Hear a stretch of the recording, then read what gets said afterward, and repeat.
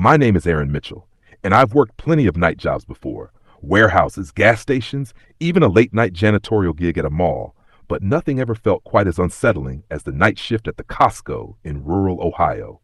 It's a massive building sitting alone off Route 18, surrounded by empty cornfields and the distant glow of a dying town. I took the job because it paid better than most, and because I thought a quiet shift in a big store would be easy money.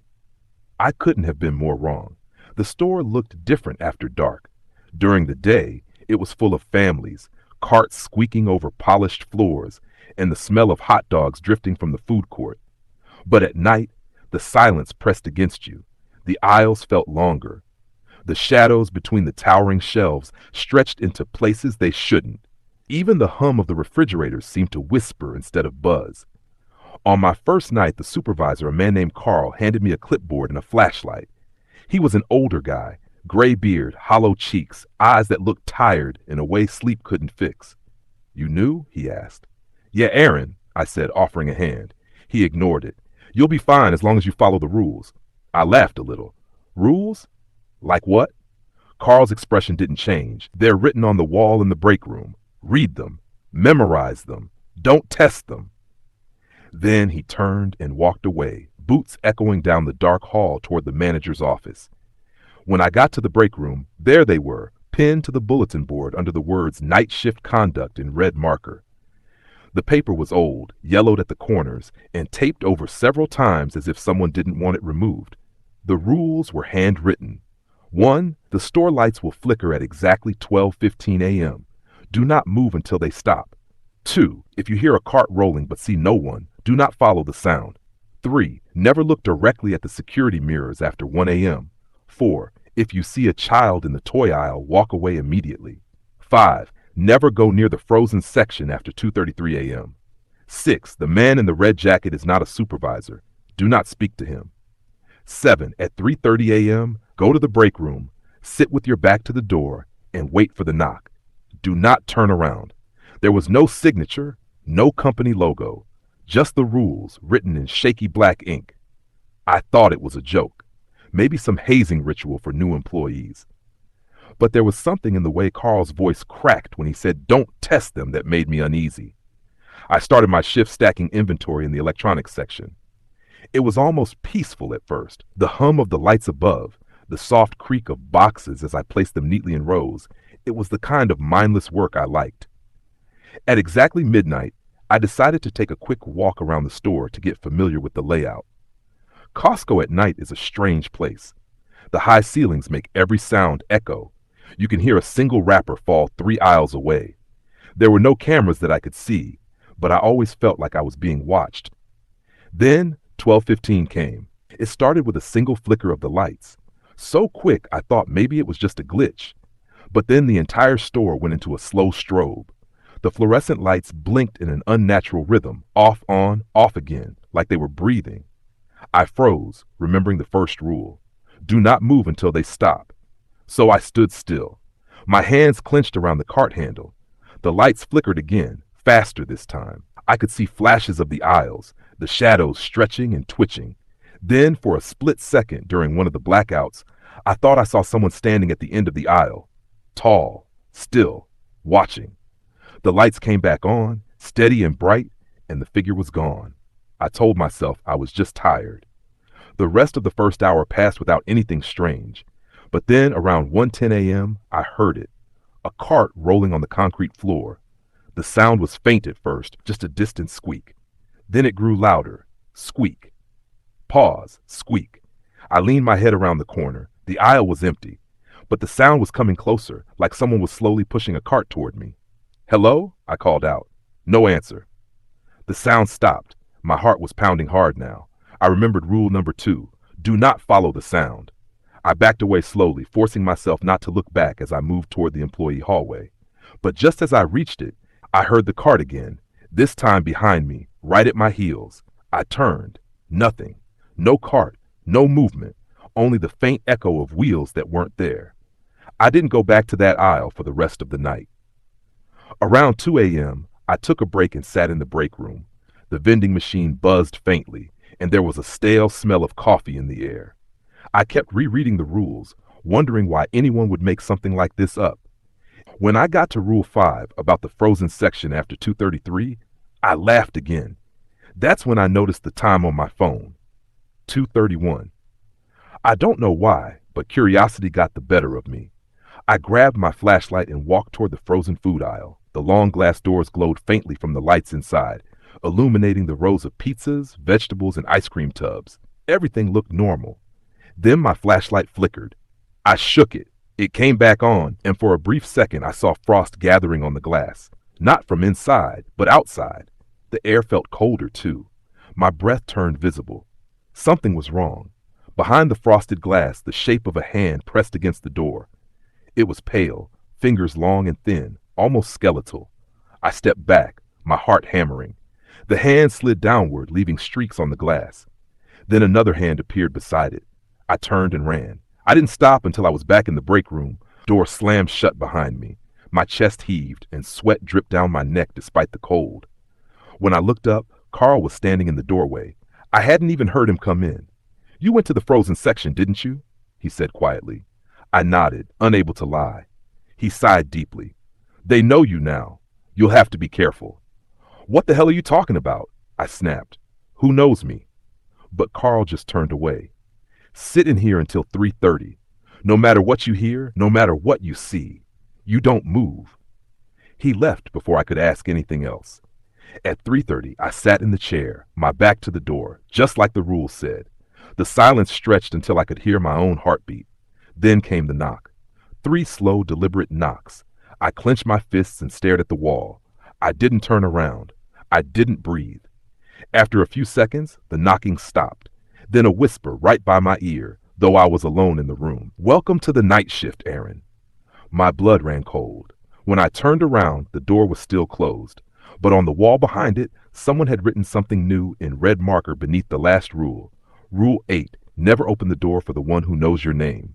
And below that, in messy handwriting, almost like a warning meant for me, were 2 words: too late. When I got home that morning, I told myself I'd imagined most of it. The flickering lights, the sound of the cart, the frozen section incident. It all sounded like the kind of paranoid nightmare a tired mind could invent. Maybe it was the isolation, or maybe the warehouse's size played tricks on my senses. But the writing on the wall, the whisper in my ear, those were harder to dismiss. Sleep didn't come easy that day. Every time I closed my eyes, I heard that knock again. 3 soft thuds against wood, deliberate and patient. When I finally did drift off, I dreamed of pale hands sliding down frozen glass and the faint reflection of my own terrified face staring back at me. By nightfall, I was already dreading going back. But rent doesn't wait for ghosts, and neither do bills. I showed up again at 11:30 p.m., the parking lot nearly empty except for Carl's rusted pickup truck and a single security light buzzing above the entrance. Carl was waiting for me just inside the door, leaning against the register. He looked worse than before, eyes red, skin pale, his hand shaking slightly as he held a thermos. "Rough night?" I asked, trying to sound casual. "You shouldn't have come back," he said flatly. I gave a nervous laugh. "Come on, man, I need the paycheck." He studied me for a long moment, then handed me another flashlight. "You'll need this. Stay out of the frozen section, no matter what you hear." I nodded. The shift started quietly. A few other employees were around, 2 stockers I hadn't met before, moving boxes near the food court, and a janitor named Mike, who didn't talk much. The silence between us was thick. No one made small talk, and everyone kept checking the clock. It was like we were counting down to something. 12:15 came and went. The lights flickered again, same as before. This time, I didn't freeze. I just stood still and waited, keeping my eyes fixed on the floor. When the lights steadied, I let out a shaky breath and moved on. Everything seemed fine until about 1:05. I was in the clothing section, folding shirts, when I noticed movement in the security mirror above the aisle. I remembered the rule, never look directly at them after 1 a.m., and forced myself to look away. But something about the reflection caught my attention. Someone was standing at the end of the aisle, tall, broad-shouldered, wearing a bright red jacket. He wasn't one of us. I was sure of it. All night shift employees wore gray Costco hoodies. The man didn't move. He just stood there, staring. I couldn't see his face clearly in the reflection, only a pale blur beneath the fluorescent lights. I turned around to check, but the aisle was empty. The mirror, though, it still showed him standing there. I took a step back. The reflection changed with my movement, as if the man was real, right there behind me. But when I spun around again, nothing. Just racks of winter coats swaying slightly like they'd been touched. That's when I heard the voice. "Looking for something, Aaron?" I froze. The voice came from somewhere behind the racks, smooth and deep. "Who's there?" I said, trying to sound steady. No reply. Then, between two coats, I saw a face, smiling. Pale skin, teeth too white, eyes too dark. The man stepped out slowly, that same red jacket gleaming faintly in the light. His smile didn't fade. "I'm the night supervisor," he said, extending a hand. "You must be the new guy." My throat went dry. Carl's voice echoed in my head. "The man in the red jacket is not a supervisor. Do not speak to him." I said nothing. He tilted his head, grin widening. "Not much of a talker, huh?" He stepped closer. His boots made no sound on the floor. "Carl didn't tell you everything, did he?" My instinct screamed at me to run, but my legs wouldn't move. I could feel the air grow colder, like a door had opened somewhere it shouldn't have. The man leaned close, his face inches from mine. His breath smelled like frost and old metal. "You're already part of this place," he whispered. "The rules don't protect you anymore." I stumbled back and turned to run, but the aisle had changed. It was longer, endless. The shelves stretched into the distance, repeating over and over like a reflection in a mirror. I ran anyway, breath ragged, the sound of my shoes echoing off the concrete. Behind me, I could hear slow footsteps following. Calm, deliberate. I didn't look back. When I finally reached the break room, I slammed the door shut and pressed my back against it.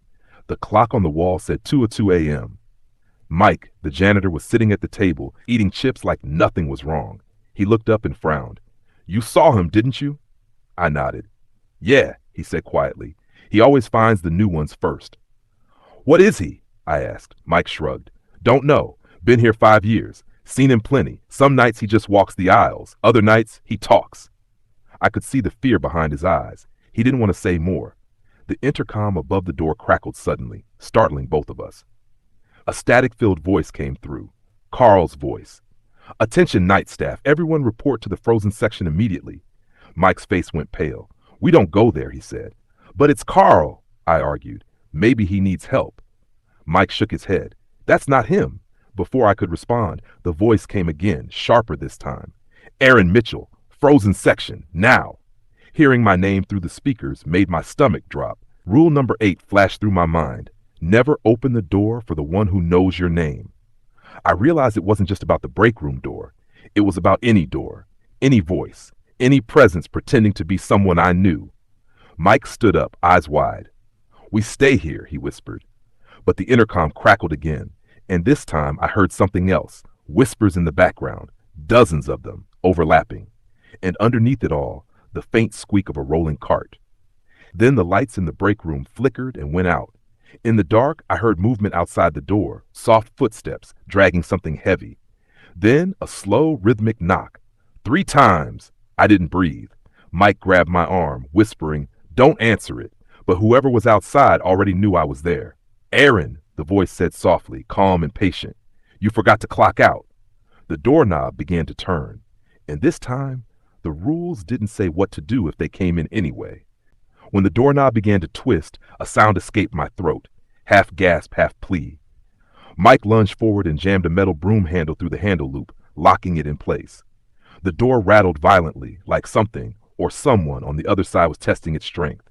The rattling stopped. Silence. Then, through the thin metal door, I heard breathing. Slow, heavy, deliberate.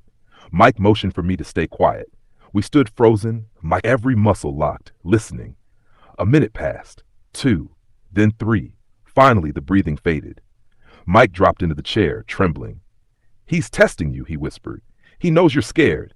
I was still shaking. "What the hell is that thing?" Mike looked down at his hands. "Not a thing. Not exactly. This place, it keeps something inside. We just work around it." That didn't help. I wanted to leave, walk out the back door and never come back. But the storm outside was raging harder than before. Through the tiny window above the sink, I could see lightning splitting the sky and rain hitting the pavement like needles. Then the lights flickered again. The intercom came alive with static, and I heard Carl's voice, this time clear, human, desperate. Mike, Aaron, if you're hearing this, get to the frozen section now. Mike froze. That sounded like him. It did, I said, already halfway to the door, but Mike grabbed my arm. You don't know for sure. It mimics people. You follow it and you don't come back. I hesitated, heart pounding, but the sound of Carl's voice, genuine fear in every word, was too real to ignore. I can't just leave him, I said. Mike looked at me for a long moment, then cursed under his breath. Fine, but we stick together, and if you see anything behind the glass, anything, you don't stop. We moved through the aisles, flashlights slicing through the darkness. The hum of the freezers grew louder with every step, a deep electric drone that vibrated through the floor. The air turned colder. I could see my breath again. When we reached the frozen section, the first thing I noticed was the mist, like thin fog rolling between the aisles. The lights above the freezers were dim, flickering weakly. Carl? I called out. No answer. Carl? This time something replied, but it wasn't him. It was a whisper. Dozens of whispers echoing faintly from behind the glass doors. Mike grabbed my sleeve. Don't listen. The whispers grew louder, more distinct. They were calling my name, over and over. Aaron, Aaron! I turned toward one of the doors and froze. Behind the frosted glass, a figure stood perfectly still. Its face was pressed against the glass, skin pale, eyes wide and black. Frost spread out in a spiderweb pattern where its breath touched the surface. The figure smiled.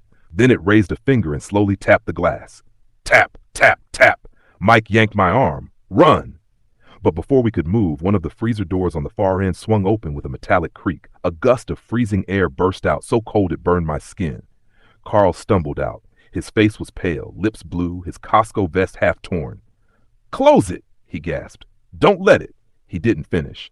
From the darkness inside the freezer, a hand shot out, thin and gray, like something frozen solid, and grabbed him by the neck. Carl screamed. The hand pulled him back in. The door slammed shut so hard the glass cracked. I ran. Mike was right behind me, but the aisle seemed to twist, stretch, change. I turned left where there should have been a wall and ended up back at the same row of freezers. We were trapped. Behind every glass door, shadows moved. Faces appeared and disappeared, whispering, tapping. Their mouths moved in perfect unison, forming words I couldn't understand. Then I heard the cart, that same slow squeaking sound, rolling across the tile. It came from behind us. I turned around and saw it, a shopping cart, empty, rolling on its own. Its wheels screeched as it came closer. Mike started to mutter something under his breath, a prayer, maybe. The cart stopped a few feet away. Something dark dripped from the handle, hitting the floor with soft splats. It wasn't oil, it was blood. My flashlight flickered, and in that split second of darkness, I saw something standing behind the cart. A tall shape, red jacket, still. When the light came back, it was gone. Mike grabbed me by the shoulder. We have to get out, now. We sprinted through the aisles, not caring where we were going. Every few seconds, the lights flickered and the shadows shifted, stretching across the floor like they were alive. We didn't stop until we reached the emergency exit at the back. Mike shoved the bar, but it didn't budge. It's locked, he shouted. Break it, I yelled. He slammed his shoulder against it again and again. The metal bent, but the door held. Then a soft, cold breath touched my neck. I turned.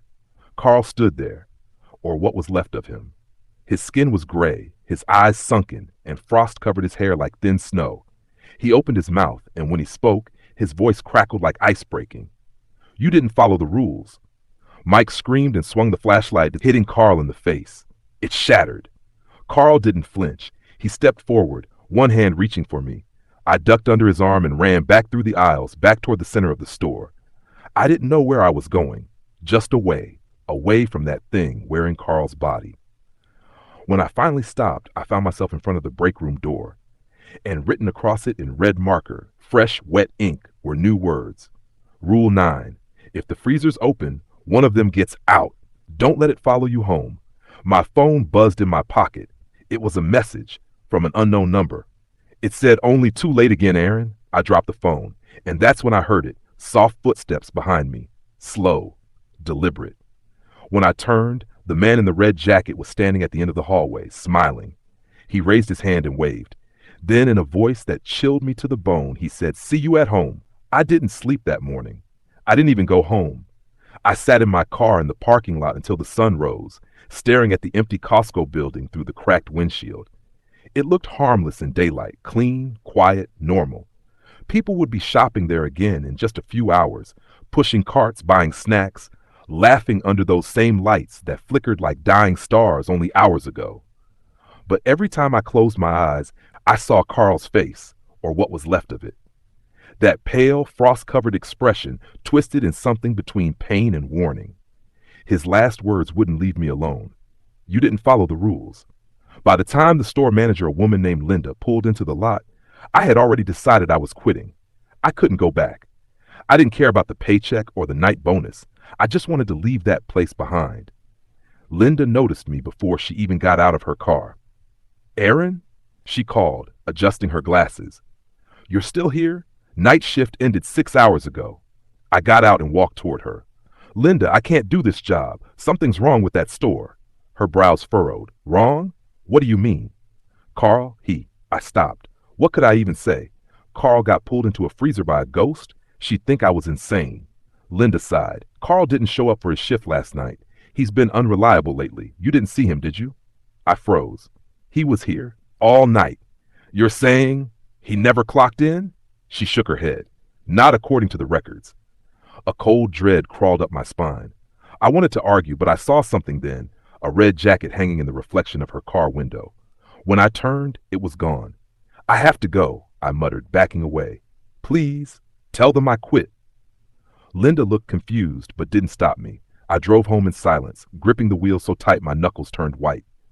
When I reached my apartment, everything looked the same as I'd left it, except for one thing.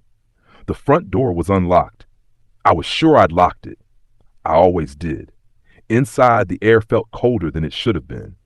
My living room window had a thin layer of condensation on it, like something cold had been breathing near the glass. I stepped closer, and that's when I saw it. Handprints. Small, pale, perfect outlines pressed against the inside of the window pane. My stomach turned. I backed away, heart hammering, and that's when I heard it. A squeak. A single, slow squeak, like a shopping cart wheel turning. I ran to the window, yanked the curtain shut, and grabbed the baseball bat from beside the couch. "Who's there?" I shouted. No answer. The sound came again, closer this time. Squeak, squeak, pause. It was coming from the hallway outside my apartment. I pressed my ear to the door. Nothing, just silence. Then, 3 slow knocks. I froze. Not again. I waited, bat trembling in my hands. The knocks came again, harder this time. Then a voice muffled through the wood. "Aaron? You forgot to clock out." I dropped the bat. It was Carl's voice. I stumbled backward until I hit the wall. My breathing was shallow, fast. "You're not real," I whispered. "You're not real." The doorknob began to turn. I sprinted to the bedroom, slammed the door, and pushed a dresser in front of it. My phone was on the nightstand, screen lighting up with a new notification. "Unknown. Don't hide. You brought it home."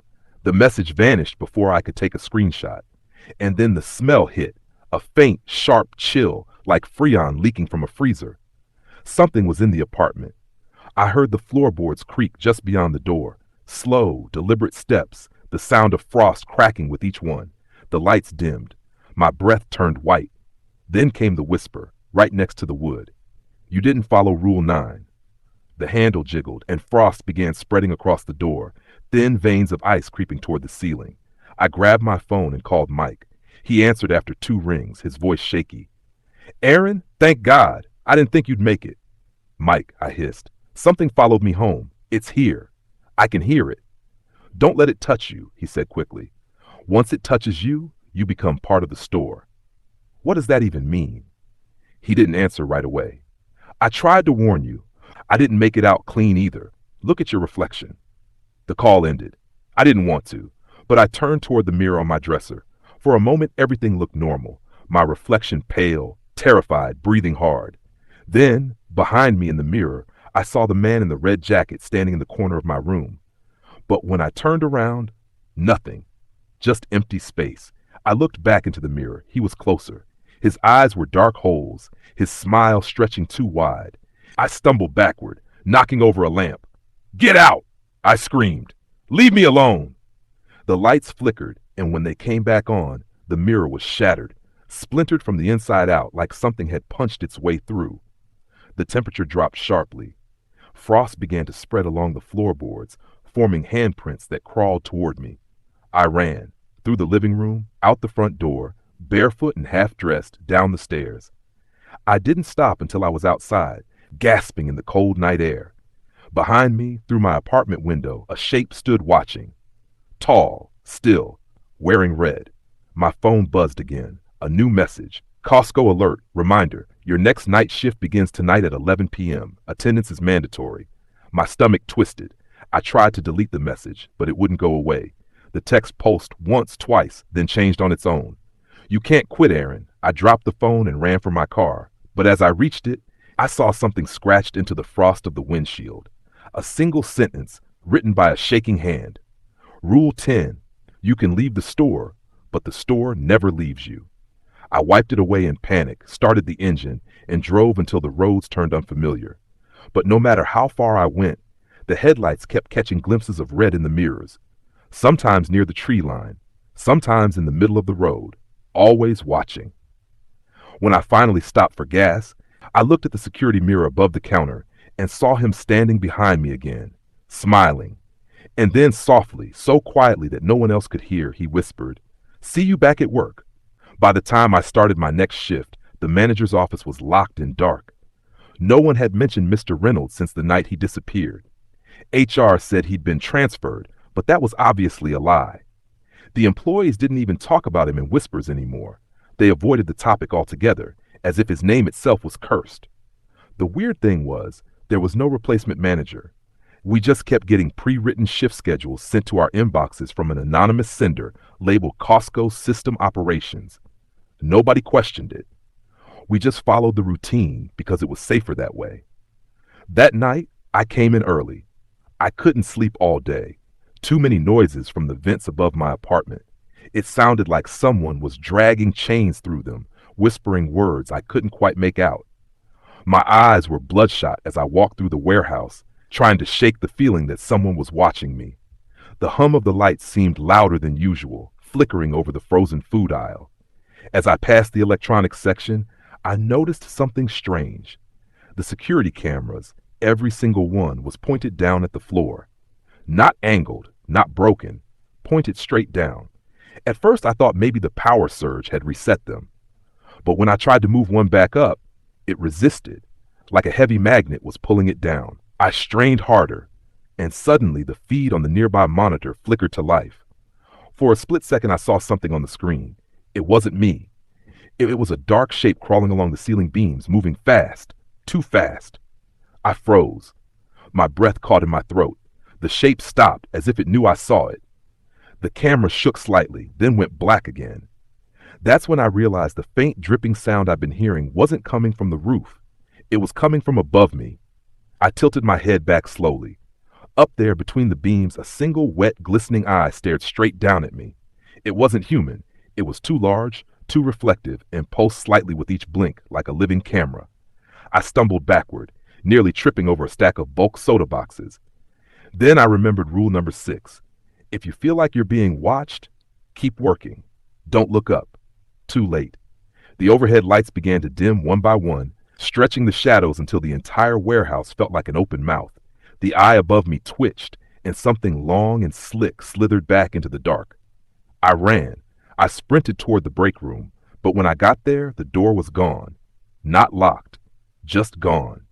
A smooth wall of gray metal where it used to be. The layout had changed again.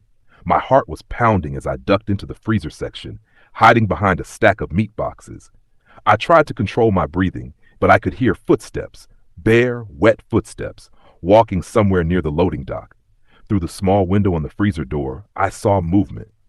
Something tall, hunched over, dragging its limbs across the floor. Its skin was the same dull color as the concrete, its body stretching unnaturally long when it moved. The creature stopped at the end of the aisle and raised its head. That same single massive eye was embedded in the middle of its face.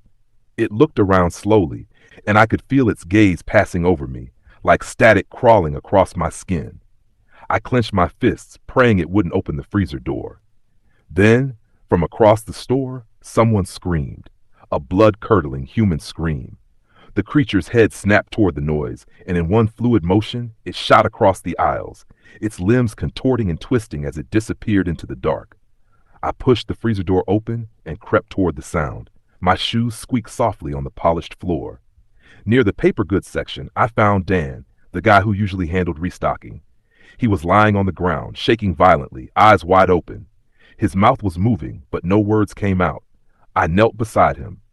Dan, what happened? He pointed a trembling hand upward. It came from the ceiling. It whispered my name. It sounded like me. Then he convulsed, and a dark liquid began leaking from his ear. His eyes rolled back, and he went limp. I backed away, horrified, staring up where he'd pointed. There, high above the shelves, were hundreds of small, blinking red lights. Cameras. All of them pointed at me.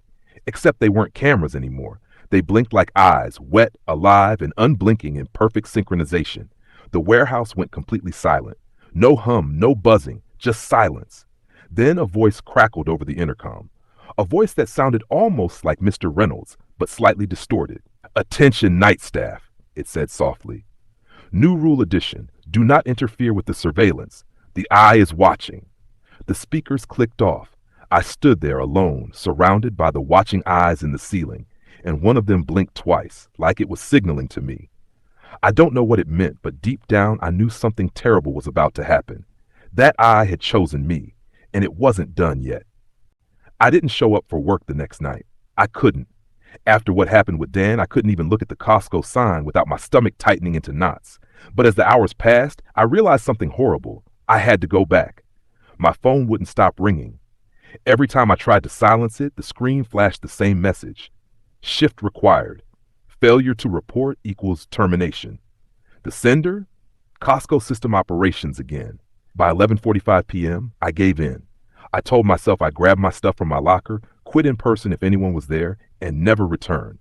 When I pulled into the parking lot, there were no other cars. The building loomed against the night sky, the big red Costco wholesale sign flickering like a dying heartbeat. One of the letters was missing now, the C, so it just read Osto. Inside, the air felt wrong, thick, still. Every fluorescent light buzzed faintly, but they seemed dimmer, tinted yellow instead of white. The layout was different again. The aisles were longer, endless almost. My locker wasn't where it should have been. The break room was gone again, replaced by another stretch of shelves filled with identical black boxes labeled only with eye supply unit. I tried to open one. Inside, I found what looked like a small, fleshy camera lens, twitching faintly, connected to wires that disappeared into the floor. It pulsed once, like it was alive. Then I heard footsteps. Someone was walking down the main aisle toward me. Slow, deliberate steps echoing through the vast space. I ducked behind a pallet of bottled water and peered around the corner. It was Mr. Reynolds, or what was left of him. His suit was soaked in dried blood. His eyes were gone, replaced by two metallic lenses that turned and focused independently like camera lenses adjusting to light. His voice came out in a soft, static-filled whisper. "You shouldn't have looked up, Tom." He stepped closer, his movements jerky, mechanical. "You saw what we were built for. You saw it. Now you have to join." I stumbled back. "What the hell is happening here?" He tilted his head. "Costco isn't just a warehouse. It's a collection site. They've been watching you, watching everyone who comes here after dark. Every purchase, every movement, every face. The eye gathers data, not for profit, but for feeding." "Feeding?" I repeated, horrified. He nodded slowly. "It hungers for attention, for patterns, for human presence. Without people, it dies. That's why we work at night, to keep it alive." Behind him, the ceiling shifted. Dozens of those fleshy eyes I'd seen before opened in unison, their gaze focusing directly on us. The intercom crackled again. That same distorted voice spoke. "System integration commencing. New observer identified." Reynolds smiled, and a wet tear ran down from his mechanical eye socket. "It's choosing you now. I was just a test run." The floor beneath me began to vibrate. The shelves trembled, boxes fell. Something massive moved under the concrete, like a living thing buried beneath the warehouse. Then, in one explosive moment, the floor cracked open. A huge veined mass pushed up through the cement, covered in blinking eyes and camera lenses, wires coiling like veins. It pulsed and breathed, and I realized with horror that the entire store was alive, a creature of steel, concrete, and flesh. Reynolds turned to it, spreading his arms. Feed, my master. Before I could run, one of the fleshy tendrils lashed out and wrapped around his torso, pulling him up into the ceiling.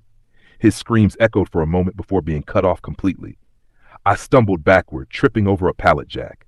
The eye turned toward me. All of them did. And I could feel it probing my thoughts. My memories flashed before my eyes. My home, my phone, my reflection. It wasn't looking at me. It was downloading me. I screamed, grabbing a metal bar from the shelf and smashing one of the small eyes. It burst with a sickening pop, spraying dark fluid across the floor. The other eye shrieked, actually shrieked, a deafening metallic screech that made the lights explode overhead. The sprinklers went off, spraying water mixed with some dark, sticky substance. I ran for the exit, slipping and falling several times. Behind me, the aisles warped and twisted, closing in like a maze. Finally, I saw the red exit sign. I slammed through the doors into the cold night, gasping for air. But when I turned around, the building was gone. In its place was an empty parking lot. No lights, no walls, just concrete and darkness. Then my phone buzzed. New message. Costco system operations. Congratulations, Tom. You've been promoted to surveillance. I dropped the phone. The screen stayed lit. My reflection in the glass was wrong. My eyes were black, glossy, and slightly moving like camera lenses adjusting to light. I looked up at the night sky. Dozens of small, red dots blinked faintly among the clouds. Not stars. Cameras. Watching. Recording. Always watching. And somewhere far beneath the invisible warehouse, I could still hear Mr. Reynolds whispering, "Keep working, Tom. The eye must never sleep." The end. Thank you so much for watching this horror story till the end. If you enjoyed it, don't forget to like the video, share it with your friends, and subscribe to the channel for more terrifying stories like this one. Let me know your thoughts in the comments below. What part scared you the most? And make sure to turn on the notification bell so you don't miss the next chilling story coming very soon. Stay safe, stay alert, and remember, the night shift never truly ends.